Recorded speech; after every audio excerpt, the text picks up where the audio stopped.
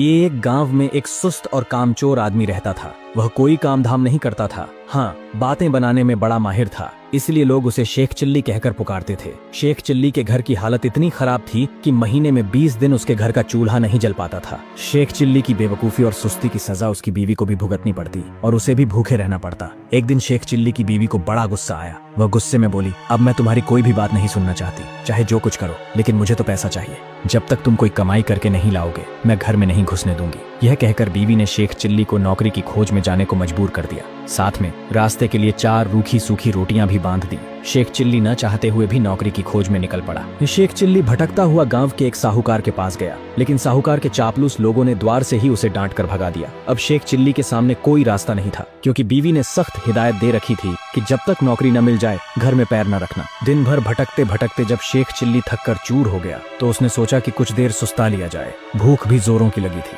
तभी कुछ दूर पर उसे एक कुआं दिखाई दिया। शेख चिल्ली कुएं की तरफ चल पड़ा। कुएं पर बैठकर शेख चिल्ली ने बीवी की दी हुई रोटियों की पोटली खोली। उसमें 4 रूखी सूखी रोटियां थी, परंतु समस्या यह थी कि अगर चारों रोटियां आज ही खा डाली तो कल परसों या उससे अगले दिन क्या करूंगा, क्योंकि नौकरी के बिना घर में घुसना नामुमकिन था। जब शेख चिल्ली से अपने आप कोई फैसला न हो पाया तो भोले शेख चिल्ली ने कुएं से मदद लेनी चाहिए। वह हाथ जोड़कर बोला, हे बाबा, अब तुम ही मुझे आगे का रास्ता दिखाओ। दिन भर कुछ भी नहीं खाया है, भूख तो इतनी लगी है कि चारों को खा जाने के बाद भी शायद ही मिट पाए, लेकिन अगर चारों को खा लेता हूँ तो आगे क्या करूंगा। मुझे अभी कई दिनों तक यहीं आसपास भटकना है, इसलिए हे कुआं बाबा, अब तुम ही बताओ कि मैं क्या करूं। 1 खाऊं, 2 खाऊं, 3 खाऊं या चारों खा जाऊं। लेकिन कुएं की ओर से कोई जवाब नहीं मिला। वह बोल तो सकता था नहीं, इसलिए जवाब कैसे देता। उस कुएं के अंदर 4 चुड़ैलें रहती थीं। जब उन्होंने शेख चिल्ली की बात सुनी तो सोचा कि कोई दानव आया है जो उन्हीं चारों को खाने की बात सोच रहा है। इसलिए उन्होंने तय किया कि चारों को कुएं से बाहर निकलकर उस दानव से विनती करनी चाहिए ताकि वह उन्हें न खाए।